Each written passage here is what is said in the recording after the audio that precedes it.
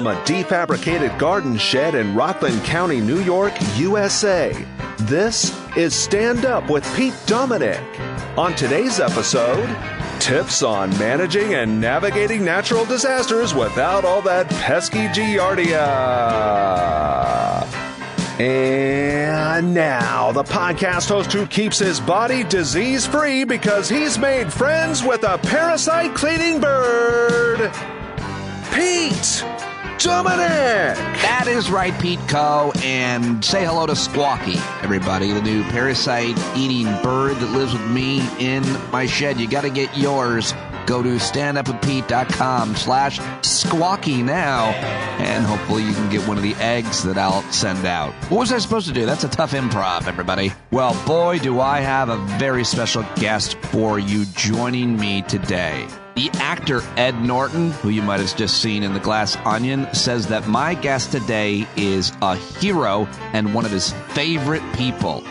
Tony Hillery of Harlem Grown joins me to talk about his unbelievable, amazing American story of inspiration and possibility. And guess what? Your old friend Pete Dominic plays a small role in the beginning of what started Harlem Grown. And Tony Hillery will tell you all about that and us, but much more importantly, what he has done with this amazing organization. But first, just got to tell you that on Friday night, I'll be in Pottstown, Pennsylvania, southeastern Pennsylvania, headlining Soul Joel's Comedy Club. Tickets available in the show links. Hope to see you there. Go to standupwithpete.com to subscribe to this show and to find out more about me and things and stuff. It's Wednesday, the 11th of January, if you are listening in real time, as most of you actually do. And Republicans yesterday passed one of their first laws to make tax fraud easier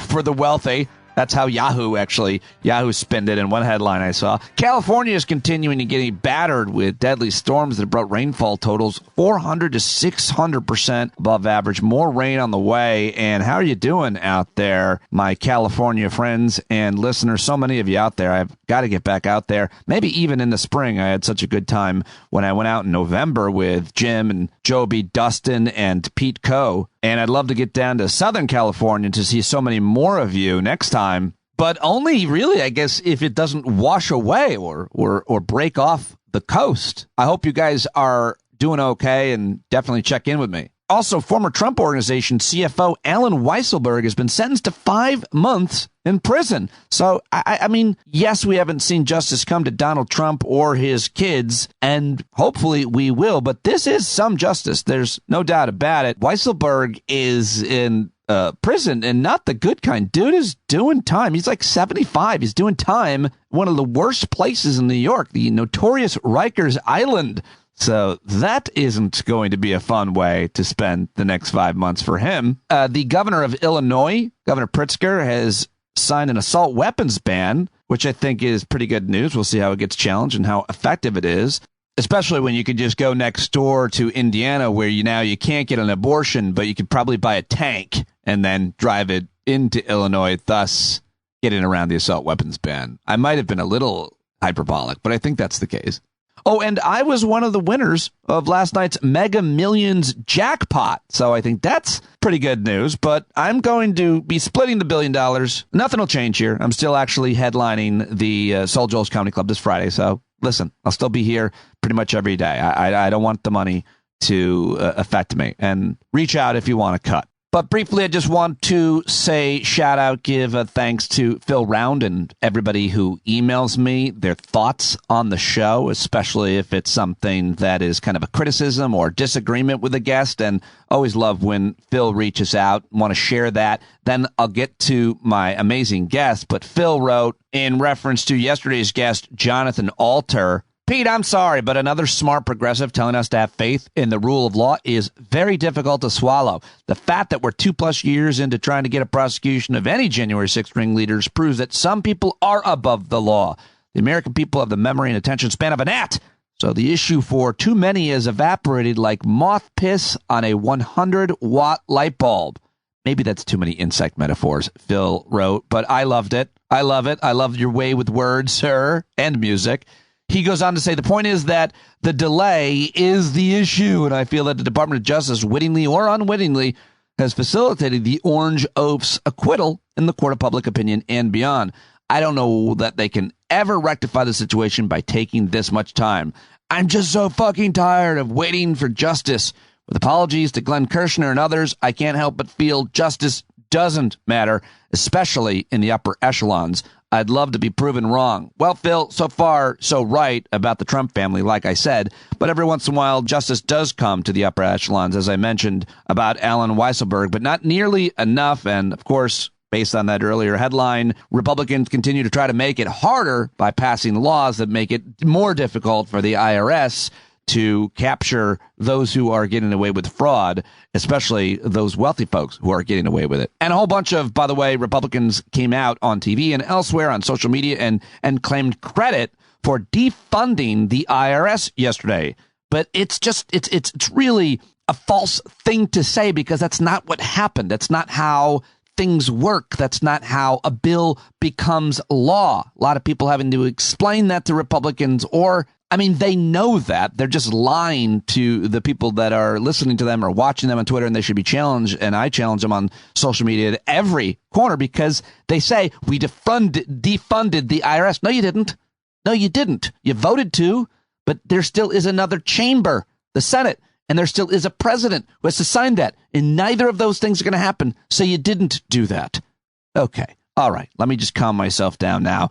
And anyway, thank you, Phil, for that email. Email me, standupwithpete@gmail.com. Maybe I'll read it on the air, especially if you write like Phil does. Make it short, sweet, punchy, cynical, whatever you want. Keep it coming. Keep that feedback coming. And by the way, join the Discord. If you're a stand-up subscriber, you'll get access to the Discord chat, which is basically an app that allows people to communicate with each other. And I always threaten to be posting in there more. It's controlled and run by listeners. You want to know more? Sign up now. Standupwithpete.com, patreon.com/Pete Dominic.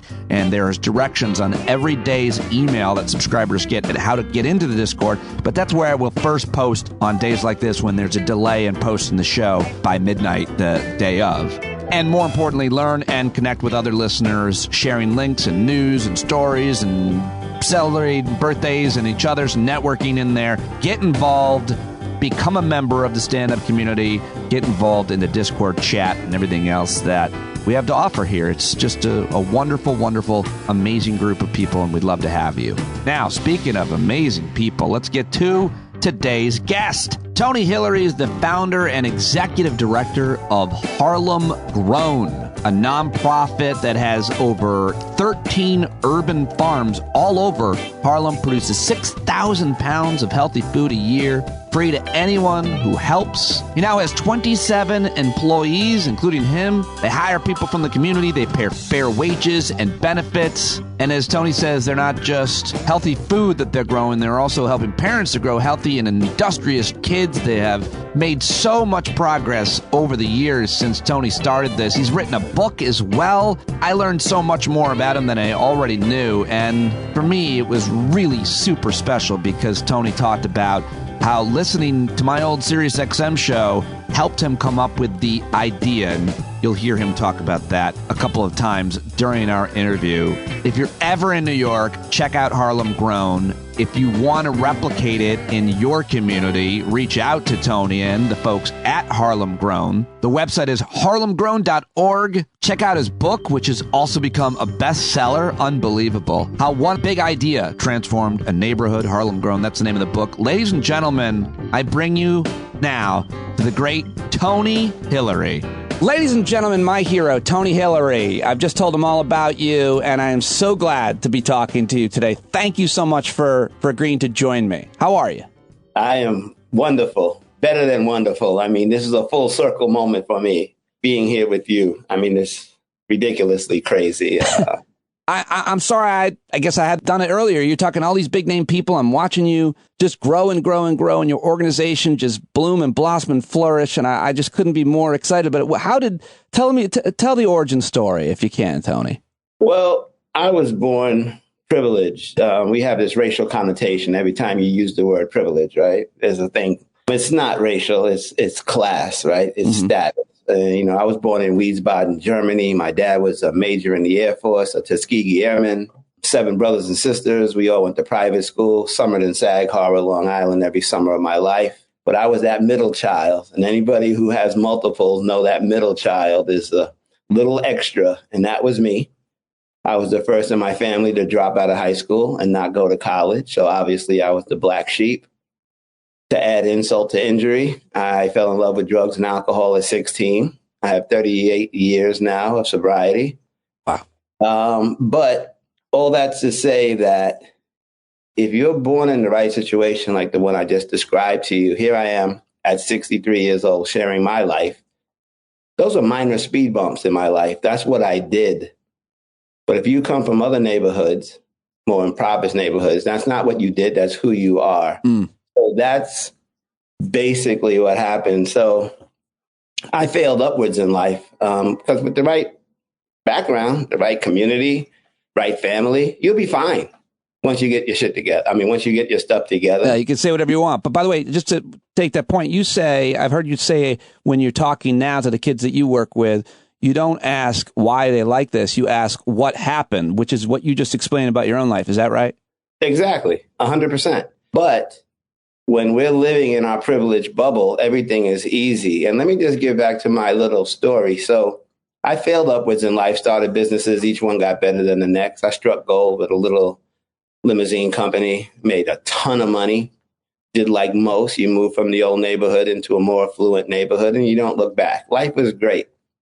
Printing money. And then the financial crisis caught me like everyone else. And I'm sitting right here where I'm sitting right now. And here's where you come in. I'm a big addict of Sirius satellite radio, and Stand Up with Pete was one of my favorite shows. And about 12 years ago, you were doing a piece on your daughters in the garden around tomatoes. Dude, I can't describe it word for word, but it just made me really think the wonders that your children were discovering in this garden. That just kept sticking in my head. At the same time, you were pushing the pie company. I bought some pies. I bought illegal pies or something like that. Noblepies.com for all your pies. Go to Noble Pies. Yes, that is awesome. Yes. So that's who I am. So here's this connection, right? Yeah. So at the same time, the financial crisis, I started losing clients. And anyone in recovery knows that the personal pity party is the kiss of death. Right? Because self-medication is an arm length away. And I'm sitting right here listening to satellite. Satellite goes off. Then I pick up the Daily News or whatever, the Times. And I was reading an expose the Daily News had written on New York City schools.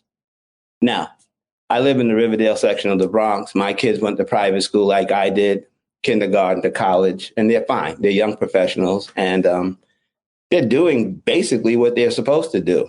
And it's not a story, but I'm reading this expose on schools in Harlem. Harlem is 20 minutes, 15 minutes at best, 20 minutes in a car from right where I'm sitting right now. Right. And you're trying to tell me that this exists in New York City, the richest city in the country, if not the world, right?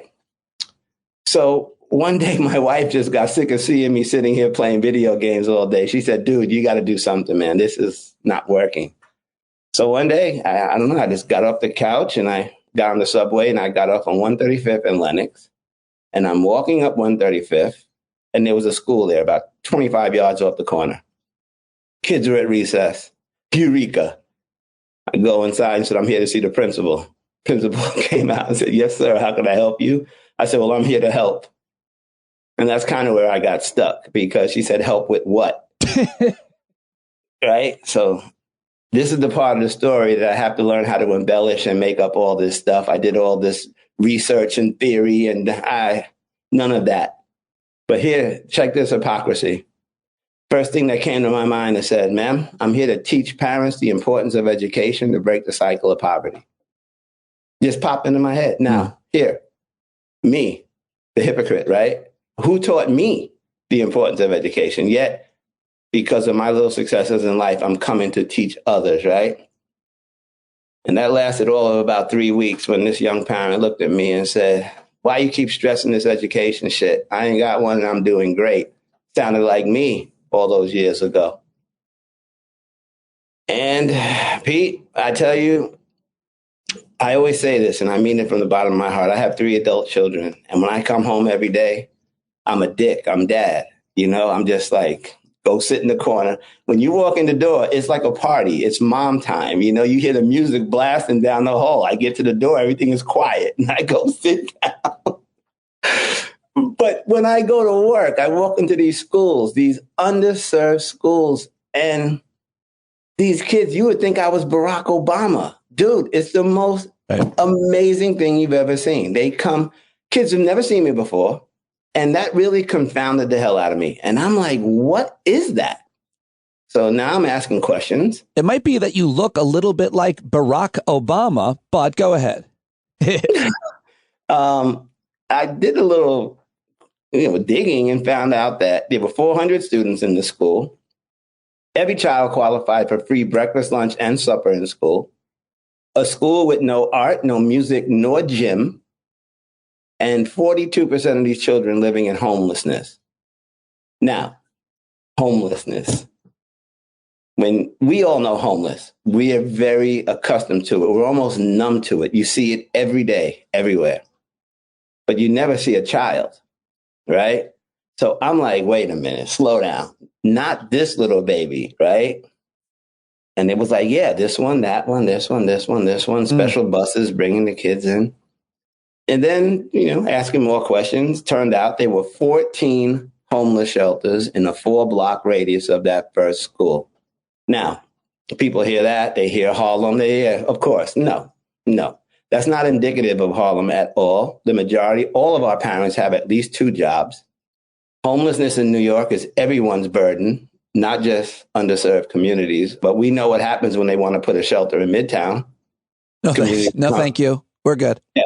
They come out and protest. They threaten lawsuits, so they end up in less vocal communities. Like, and then they go to charities and donate money to make sure to those shelters that they the conscious cleanser. The conscious cleanser. Keep them over there, and I'll give you money, but keep them over there. Yeah. So, dude, 68,000 homeless children disproportionately placed in communities just like this. Now, Pete, prior to this, I was under the assumption that all schools are created equal. They all get the same money but I had no clue how all this shit worked. But then here I am on the ground, and I got these little kids who adore me. And 11 and a half years later, here I am, still there every day. It's like the best thing I've ever done in my life. And it's so ironic that it started out for selfish reasons. Isn't that so American? I went in there to, oh my goodness.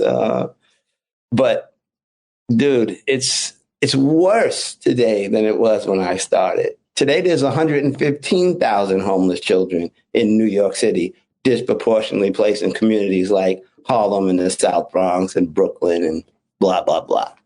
So that's the origins. And across the street from that school was an abandoned community garden. Right. I came home one day after that parent told me that. I basically quit because that's something bigger than me. I mean, how do you even broach that conversation? What do you tell another human being? No, you're not doing great, or you could do better. What do you say? You mean when the guy said, why are you putting so much pressure on education? I didn't go to college or get a great education and I'm doing well. What you heard was what? No, they didn't say, well, I'm doing great. And their definition of great was a project apartment, Section 8 housing, welfare, and food stamps. We call that generational poverty because that's how this person was grown up. They were brought up the same way. And then you look at their children and you do the math. Where are those kids going with no intervention, right? Probably the same way. And so when I went back to the school, I told the principal, the parent thing was a little too big for me. Let me work on the kids because the kids dig me. I dig the kids easy. So they all come for breakfast and lunch. I work the lunchroom. And then you see the diet. Just to be clear, instead of teaching parents how to be better parents and talking about things like education, because of that experience and probably others, you decided things that you'd saw with the parents. You know what? Let me work with the kids as you just explained, and then and just to clear that up, I think that's a really important thing that people don't give up on a good effort because it doesn't work over here. Door closes. You walk in the window of the kids. You walk in the cafeteria. You see the food, and now what? No, now you see the food. You can't identify the food. And again, selfish reasons. I was 52 pounds heavier than I am right now talking to you. I was on blood pressure medicine, Lipitor for cholesterol, pre-diabetic, and at risk of heart disease when I walk into the school. But now the hypocrisy is here telling the kids about eating healthy. Now I realize why they didn't think you were actually Barack Obama. That clears a lot up. Right. So now I eat with them every day. I used to eat peanut butter and jelly on whole wheat bread. All I could identify. So I ate it. One day I wanted something different. So I go outside to buy something. Counted 55 fast food restaurants in a 3-block radius. So remember this, 4-block radius, 14 homeless shelters, 9 of which are domestic violence shelters. 3-block radius, 55 fast food restaurants, 29 pharmacies, not one affordable food option. Right? So right across was a community garden, and that's when the tomatoes on the vine that you were talking about with your daughters, everything just popped in. I never planted anything in my life before. I'm the king of I don't know, let's look it up. Yeah, at that point when you were listening to the show, I was too. I had just gotten into that as, you know. Yes. Exactly. And this is what I'm saying. I say, if this dummy over here on the microphone in Sirius can do it, anyone can do it. I didn't say it like that, Pete, but it gave me this idea. And no, but that's how I said, to be clear, that's how I said it. I mean, I was talking about, I was like, I don't know what I'm doing. Right. I'm trying, I'm learning, and I think this is good, you know, and it's true. I probably said, I'm a dummy. I've never been able to grow stuff. But, you know, I moved up here to the suburbs. There was no excuse any longer, having grown up in the country and with my grandparents who had gardens and stuff because they were so poor. And so I was like, let me try this. And I was failing at it. So go back to you. So go ahead. Sorry. But that was the catalyst, right? I'm thinking, awesome. Right? So I had, in between breakfast and lunch, the kids go to class and I'm just wandering around. So there was an abandoned community garden. I called the city. It's on the parks. They told me it was abandoned, how to set up a garden committee. I did. And then I got the contract, the license. So now when the kids go from breakfast to the class, I would go over and start cleaning out the garden. It was a junkyard. And the kids would watch me from the school window. And then after school, they came over and started helping me. So me and this little army of these little people started pulling all this trash out. It took about 6 weeks. It was so much stuff. Wow. And this little girl, who's my muse, tiny little thing. She was in kindergarten, about as big as my pinky, and had these glasses. Half of her face were these glasses. And her mother used to send her to school with their idea of healthy food, Lunchables, snackables, that processed crap. Yeah. After she eats it, she would come over and join everyone. So one day it was raining. We couldn't go out. And I don't know how the topic of food came up. And she corrected me, said, Mr. Tony, I know all about food. Tomatoes grow in Pathmark. Because she saw the tomatoes on the vine in the produce section with the mist and the sound of thunder. I started laughing. She started crying and ran and told her teacher I was making fun of her. So now you're looking like you're being punked, right? So as I'm walking around the lunchroom, I'm talking to kids about vegetables. They can't identify simple vegetables, no less eat them. They can tell you a tomato and a carrot, broccoli, if it's cut off of the stalk. If it's on the stalk, they get stumped because what they see is broccoli like this. They don't see the big stuff. So that was the catalyst. So now we clean this big lot out. And that same little girl tugs on my sleeve and says, why don't we plant something? And plant something, stand up with Pete Dominic. He did tomatoes. We did some soil testing. It was all contaminated. I called the landscape company in Yonkers. They came and dropped a load of organic soil. I went up to Yonkers Home Depot and bought 400 seedlings off of the rack, the clearance rack, and convinced the principal that every child come out and plant something. led by me and this little kindergarten young lady, Nevaeh. And every child planted something. And Pete, almost to what you said, every day after school, the kids would come over and visit their plant. The older kids would have a ruler and measure them and tell me their plant is broken because it's not growing. I mean, like yesterday, right? On weekends, they bring the parents and show them their plant. It was an ownership, like something so simple. And that was the seeds of Harlem Grown. That first year, we grew about 38 pounds of produce. Today, we grow almost 8,000 pounds of organic produce. We give it all away free of charge with nutrition education, cooking demonstrations, simple recipe writing. But more importantly, our secret sauce is mentoring. Remember how I met you with that New York Yankee experience? I'll never forget. Yeah, that was fun. How do you think I feel? That surprised the hell out of me. That's right. The New York Yankees organization, because I worked with them on some of their television productions and knew a lot of the executives, and they wanted to you can correct me here, but they wanted to make a donation to you. And somehow you mentioned me to them, and they're like, we know Pete Dominick. And then somebody came up with the idea to have me show up there in person and meet you for that, I think the first time in person, kind of surprise you there. And they brought TV cameras. Is that, do I have it right? Yes. But what happened was, Pete, I don't leave my apartment every day to go down there to raise money. So yes, we're a 501c3, but we don't operate like a charity. That narrative we've seen for generations. And if you remember the numbers I told you, it was 68,000 homeless kids the first year, and today is 115,000. In spite of the hundreds of billions of dollars we throw at it, it does not work. So when I got the call from the Yankees, they wanted to send me a check. I say thank you very much, but that's not how we work here. And that's how it started. So they pulled back on the check, and then they came up with this Hope Week that they have, helping others persevere and excel. Yeah. So one day I come to work and the entire Yankee team is on my farm. It was a surprise. The cameras were there. You were there. And that is our model moving forward. Since then, organizations come up with check in hand. The checks are not for me and these kids. It's for them.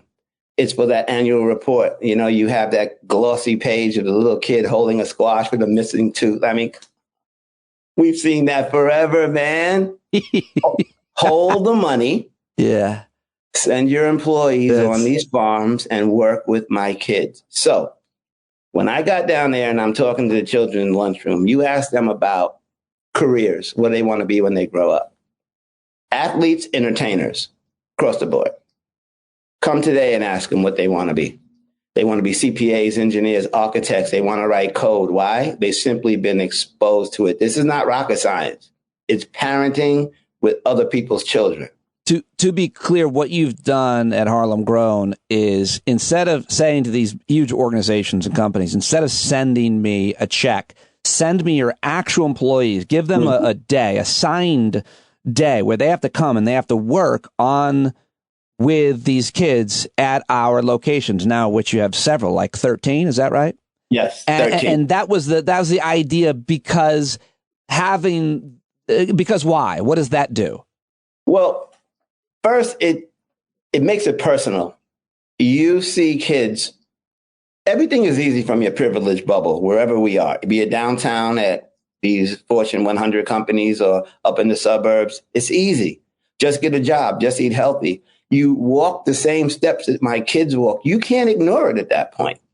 And you see these beautiful little kids who look to you just like they look to me. Volunteering on our farm, Pete, it's not what people think. 15 minutes, you're messing with the plants. But then you look up and you see clusters of adults and the children talking, sharing, laughing. That's what we grow. And a byproduct of that, here it is today, 19 of those original kids in 4th and 5th grade 11 years ago, 4-year universities, one in NYU. I mean, dude, what am I doing? These are long-standing issues we address here. And it's going to be long-term solutions to really break it. Education is the way out, right? easy for me to say again. Talk to that mother living in a domestic violence shelter who just got abused. She's in survival mode, and I'm talking about nutrition and education. And that's where people kind of get it confused. You're doing so well in so many different ways now. Your organization has grown. Your ideas have grown. You've grown. You now have been doing this long enough to have seen, as you mentioned, little Nevaeh, who was 5, become, I guess, a grown woman, I imagine. Wow. And I was wondering if you could just tell me a little bit about some of the kids that you've seen grown from seeds to plants. Well, Nevaeh, 5 years ago, we hosted a group of editors from Simon & Schuster, and they saw what I'm describing, and they signed me to a book deal. I wrote a book called How One Big Idea Transformed a Neighborhood, Harlem Grown, and on the cover of that book is me and Nevaeh. The proceeds from that book pays Nevaeh's tuition. She goes to an all-girl private school downtown where she's on the honor roll every marking period. She's a high school junior. That's what we plant fruits and vegetables. That's obvious. But we grow healthy children and sustainable communities because now also Nevaeh's mother is my ag director. Oh, she oversees all 13 of our sites and runs our biggest team of 10 farmers, works herself off of all assistants because we pay fair wages and health care to every employee at Harlem Grown, and we promote from within. And that's how I say we grow healthy children and sustainable communities. Because one of my sites, Pete, I dropped $1 million on it on 127th Street between 5th and Lenox. It's the only 2-story vertical hydroponic system that runs totally off-grid, solar power and rainwater. The prototype lived at the University of Copenhagen in Denmark and mine. 3.5 years, no vandalism, no theft. We have a bicycle lock on the gate. No one messes with our sites, all 13 of them, because the community embraces our work. They're part of our work. It is unbelievable what you've done, and I can't wait to come see it all and then come work for you, as I said before I hit record. I guess, I had this big question, though, I started thinking about that I hadn't seen anybody ask you. And I told you, of course, I prepared as much as I could to see all the interviews you've been doing and all the press you've been getting. But how, I'm sure you've been asked this, and I wonder what your ambitions are, but there's always this, what is enough for the individual, much less society. You've created Harlem Grown. It's doing amazing. But I wonder how many people have come to you from other cities in this country and others and said, hey, how do we do Detroit grown, Syracuse grown, LA grown? I'm just thinking of some cities that I have some kind of affiliation or connection or interest in. And I wonder, can you pilot this? Have you thought about that? How much have you shared of what you've done? It's not proprietary to give to others to duplicate in their communities. Is that a thing? That is a thing. We get it all the time. But what we do is, I'll be honest, there are 39 elementary schools in Harlem. We partner with 5. And when we say partner, these are Title I schools, Pete. They have no money. They have no budget. And nonprofits typically don't go into schools like that because they need data to show their success to fundraise. We don't do that. We underwrite every program. So we never want a parent to come into the position of rent, food, or childcare. If your kid qualifies for free breakfast, lunch, and supper, you qualify for free Harlem Grown. We run a 7-week summer camp. That's our most expensive program. It costs us $8,000 per student. It's free, but it doesn't feel free or look free. It is action-packed. We have 1,000 people waiting list. It's ridiculous. But yes, we get those inquiries all the time. But necessarily what works in Harlem doesn't work in Kansas City because of logistics. My farm is surrounded by tenements on all 3 sides. Our children can walk out the door, take 10 steps, and be in my farm.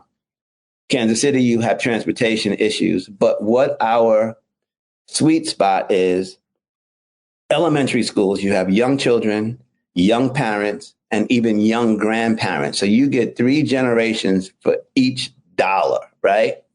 So our kids are brought by their caretaker. While the kids are doing their thing, we have workshops and information, tastings, and all that for the parents as well, because it has to be together. Because all the shopping decisions and the cooking are done by the parents, right? You can't ignore that. But the kids have to get to and from. So here they come with the parents. So we have a template. Elementary schools target an elementary school and a plot of land put together, put those kids in the dirt. They have that ownership, just like your daughters had, just like my Nevaeh had. They come and they own that farm. When you come to that farm, you'll be taught how to operate in our farm by a 7-year-old or an 8-year-old who's a grizzled veteran because they planted some basil in the corner. But you're laughing, but that's the truth. They'll meet you at the gate and show you how we Harlem Grown. I'm laughing at your word choice of grizzled veteran, and then I'm thinking of a human that's 7 or 8 with like a long beard. It's a hilarious image. Okay, so go ahead. No, but that's what we do. So when they do come, we ask them to come to New York, spend a couple of days, and do it with us for a couple of days, and then they can make it adjusted to work in their said community. Got it. So if someone shows interest in another community, another city, you say, listen, I'm not coming there to run your organization because I got my hands full and I love what I'm doing, et cetera. And you can fill in those blanks, but come visit us, see what we do. And if you know, our philosophy and our workflow and ideas, you know, take whatever works. That's basically what's been happening. That's right. And I was lucky enough. We have some wonderful donors, Jesse and Betsy Fink, and they have a thing that they started last year. They call them Fink Fellows, and I'm their first Fink Fellow. So they fund me to be able to not only do what you just described, but if I see something really inspiring in those people trying to start it in said community, the fellowship allows me to fly myself out there and get on their ground and really help them get moving. So I've done that so many times. I find myself in these little obscure places like Salisbury, North Carolina. I mean, but you see the same people. Maybe they read my story and they get inspired by your story to me, et cetera, et cetera, et cetera. So that fellowship allowed me to do that. I've done it half a dozen times last year, maybe. Wow, that's very interesting. I have so many questions about all these different things that we've already discussed, but and let's just keep talking, and I want to keep learning. But I do want to just ask you what the challenges have been. It's easy, you know, me knowing you from the start when you started this, or you know, shortly after you started it, you told me about, you know, who you were and what you'd done, and it'll always be an amazing connection for you and I, for sure. I look forward to making that stronger. But it seems like when you look at it on paper, and you know, you wrote this book and this wonderful story about this young woman who I hope to meet, and her mom at some point.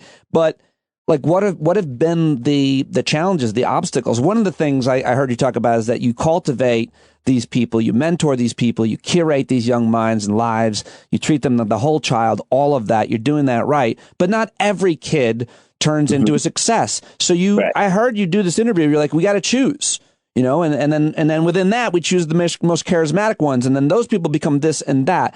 So not every kid, you know, ends up. I don't know I want what words to use to discuss it. So what have the obstacles been, even though it looks like it's just been this amazing growth and success? It has been, and I don't want to diminish the numbers. We don't focus on the numbers. We focus on the outcome, right? Sure.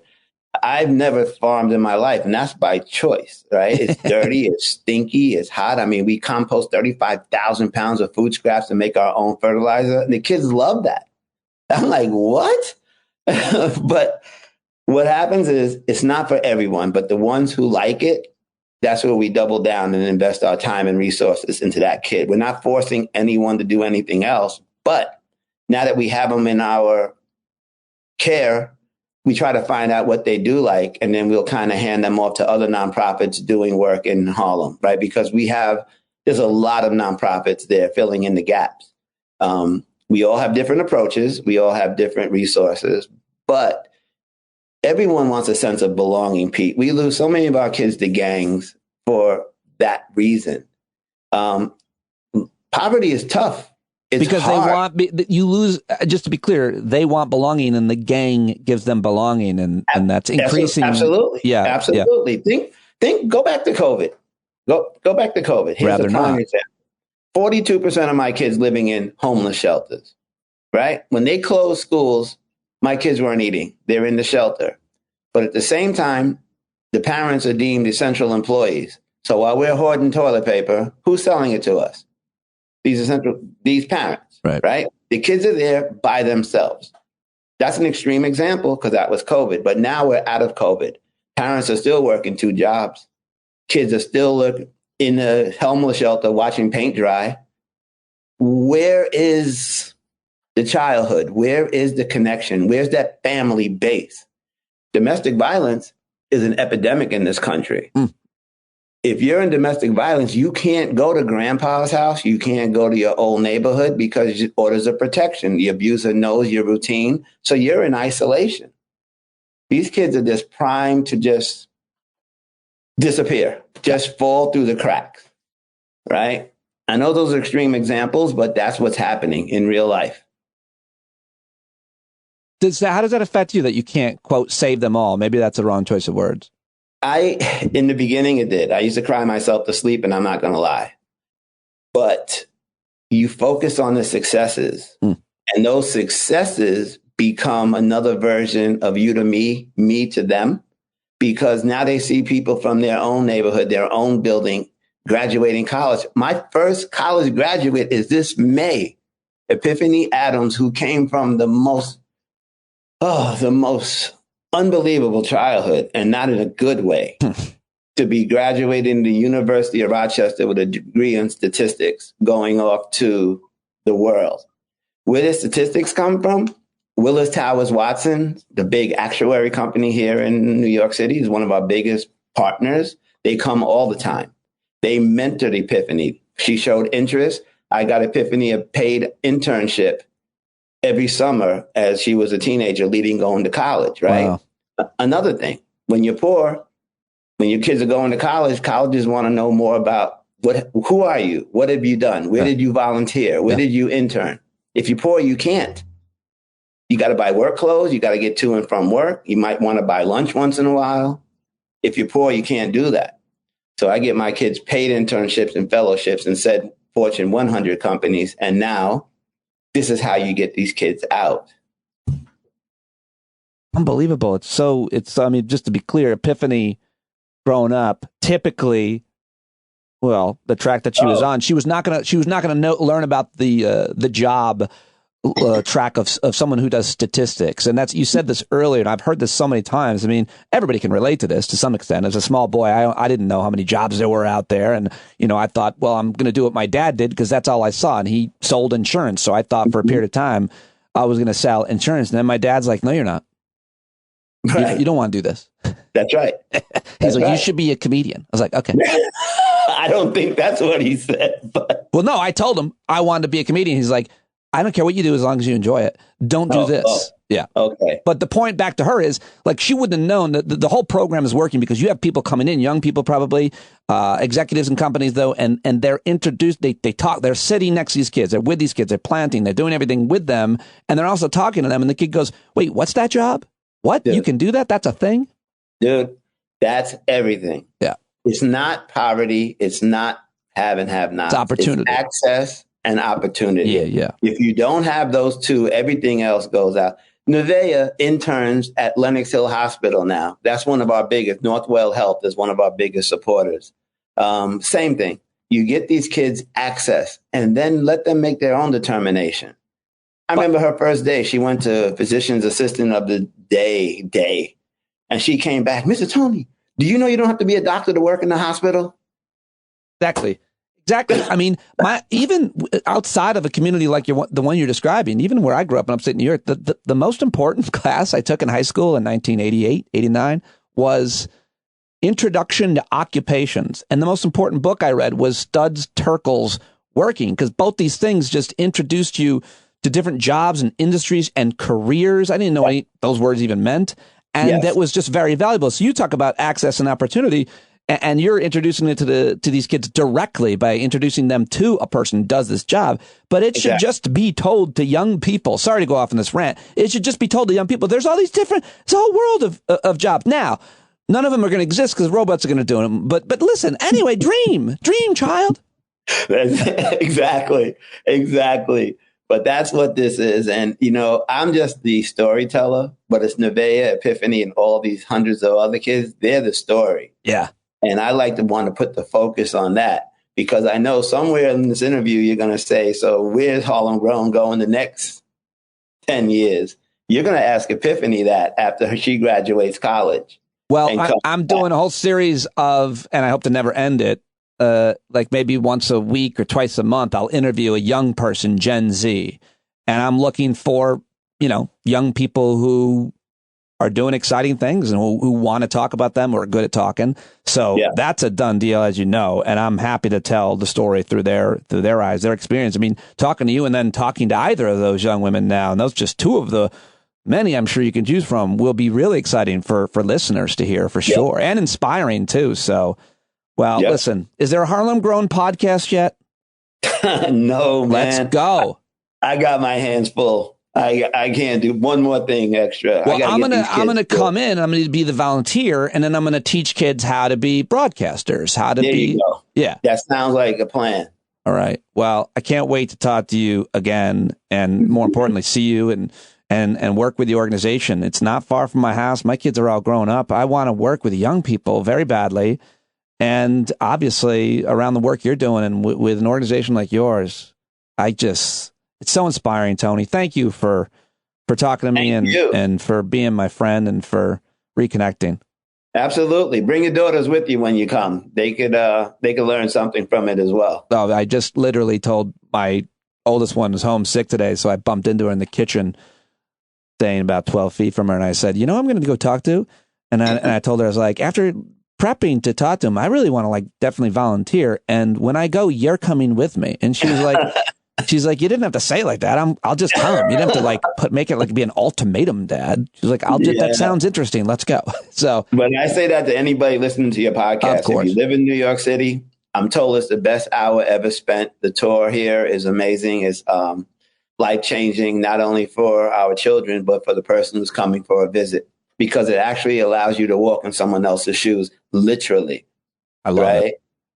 Have you met, how do you deal with meeting big celebrities and big name people? Is it nothing for you now? You know how I made my money, don't you? Yeah, Pete? I know you were driving around you were always connected in around big name people, so you know how to behave, but they're coming and kissing your ring now. Well, they're people just like we are. I know, but Edward Norton is on my board, dear friend. He's my guy, man. Wow, I just saw that new movie with him. He's great. Oh, yeah, it's pretty good. Oh, that's great. Yeah, he, from all accounts, seems like a great guy. I heard a conversation with him recently. He cares a lot about conservation. He grew up to think a lot about public service, and he's being the change he wants to see. More importantly, I think, is you are. I mean, that's who you are. You've been the change you wanted to see for years now. You must be so fulfilled. I am, but there's a lot more to do, and I can't rest on my laurels. That's when we get complacent and you hand it off to someone else. I got to see these kids through. I'm working until Nevaeh walks across that stage with her college graduation, a college degree, and then I can take a back seat. Let me just ask you one last question, which is about a more personal question. You've talked a lot about, your upbringing, privilege as a child, but then, obviously addiction. You've been sober for, what'd you say, 38 years, 39 years. And what do you say to a guy listening right now, or a woman, but a person who's, say, middle-aged, 40, 50, 60 even, and they're having a tough time. They're stuck for any number of reasons: relationship, marriage, financial, job, purpose. Because you were there, you've been very vulnerable and honest and transparent about how you got out, and a lot of it has to do with what you're doing now. And I'm sure you have tough days and adversity to overcome on a regular basis. But what would you say? Is there any general advice you give to folks who are in a situation like you found yourself in? I hate to oversimplify, but we get in our own way with our own shit. Sometimes you just get out of your own way and get off your butt and you do something. Every day, everybody listening, there's something outside your door that bothers the hell out of you every day. And you say to yourself, when is someone going to do something about that shit? Every day. That's what we do. But we are that someone. And I guarantee you, whatever it is, it's bothering someone else as well. Once you start it, you're going to have a bunch of allies. And then be careful. It might turn into a Harlem Grown type model. But that's where it starts. It starts with us. Yeah, man, life is hard, man. Life is hard. The holidays are tough for me. You walk in everywhere, they're throwing you a drink. Here, have a drink, have a drink. They never ask you, are you hungry? Here, have a drink, have a drink. Then you got to explain yourself why you don't want to drink. But then you go to work. And you go to work and you see these eyes every day who look at you like you are the biggest thing on the planet. Dude, I'm dying doing this work. This is the best thing. Yeah. And your definition of wealth is what? Because you've had all of the different types of wealth. Yeah, health first. Health is wealth. Because I forgot to tell you, now I'm 52 pounds lighter. I take no medicine. I take a multivitamin. But the success of others, the happiness that you get when you... Oh, Pete, let me show you. I got this thing just came in the mail. All right? I have that little book out. If you can read this, look at this. This came in the mail. Dear Mr. Tony, I love your book. And can you come garden with me? Yeah. In my school. In my school. Love Lily. My Lord. This came from a little girl in Virginia. You know, in the spring, I'm going to Virginia to this girl's school to read my book and help them plant their garden. Dude, this is a random. It's not a bill. It's not. Yeah. Dude, man, I get this all the time. I love it. I love it, man. It's the best thing I ever did because, yeah, you give of yourself, but what you get back is not even close in comparison. Well, Harlem Grown, you've got national media attention for what you've done, and you know a lot of people know you all over. But as you already answered, like you're in Harlem, and that's where you're most directly affecting lives. But your book that you wrote with this young lady, that's not sold only in Harlem. That's sold all over the world, I'm guessing. We sold 50,000 copies of that book. It was on the Times bestseller list like 6 times. Dude, I did not know about that. I feel bad. I mean, you probably told me, and I just didn't see it or whatever. That is. I'm gonna make sure you email me your address. I want to send you a copy. I just finished the second one, and Simon & Schuster is going to have me do my memoir. So you're writing a book. I'm writing a book. It's a lot of stuff going on. Oh, my gosh. I just am so impressed and so inspired. And what a way to start my week, because we're talking here on Monday. And when can I come see you? Anytime you want. Anytime you want. We have 3 indoor facilities. We have a freight farm on 139th Street, which is a 40-foot indoor vertical hydroponic system. And we got a lot of stuff going on. I'm getting very aroused. I mean, this is what does it for me now, Tony. Plants and learning about gardening and nature. And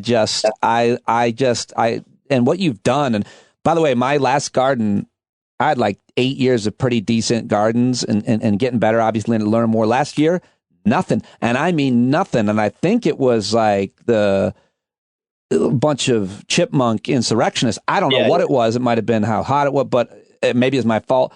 But I have so much to learn. And just being there for a day, an hour, you're learning about gardening. Absolutely. Even though I'm the king of I don't know. Kids love to ask me. We go to YouTube, we go to Google, we figure it out, and you go ahead. Yep. You must have like all the big like well-known like gardener people come by and like prestigious. We have a few. We have a lot of world famous chefs coming by who cook for our kids and all of this stuff because, again, it's not always money. Sometimes your in-kind, your time and your profession to my kids means more than that check. So we have a lot of different things going on up here. I can't wait to see it all and document it and share it, and hopefully it inspires, I know it will, others to do similar things. You've done so much. Thank you so much for joining me. I will see you soon, sir. Thank you, brother. Have a good one. Well, there you go, Tony Hillery, and I am really looking forward to reconnecting with him and getting a tour and talking with folks in the organization about what more I can do as a volunteer, and maybe someday I'll work there for real as a grown-up job. That would be a pretty exciting thing for me to do. that was a very special conversation and really inspired me, made me feel so happy and rewarded and purposeful and grateful. I hope you enjoyed it. I hope you took a lot out of it, and I hope to hear from you soon. Who should I have on the show? Maybe it's you. standupwithpete@gmail.com. We'll see you tomorrow night at the Stand Up Subscriber Hangout if you are a subscriber. And thank you for listening today. Look for the first installment of Stand Up Generation Z with 19-year-old Lucy Solomon. I'll be dropping that today as well. Very important, special conversation with Lucy. And looking to have more conversations with people ages 11 to 26. All right, maybe not 11-year-olds. I don't know, maybe. You can talk to them for a few minutes. Give their view on the world. So if you know somebody that is a member of that generation, age 11 to 26 right now, send them my way. standupwithpete@gmail.com, as a few of you already have. All right, that's it. I'm going to shut up. I'll talk to you later. Bye-bye.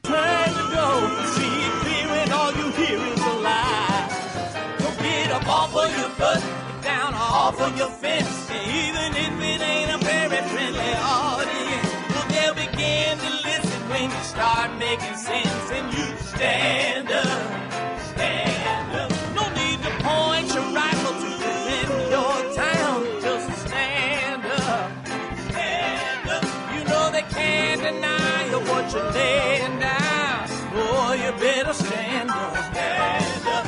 Show your face of every color, yellow, black, red, and brown. She's the place where every lost child will finally be found. There's only one thing to do before we stand our ground, and that's stand up, stand up. Well, the founding fathers saw a land for all. They had to stand up, they had to stand up. They had a keen imagination for a crystal ball, drawing all the plans of a stand up. But all they had to go on was the time they were in, with other causes for laws, and since they weren't even sin, they knew that change was gonna come before the change could begin. They had to stand up.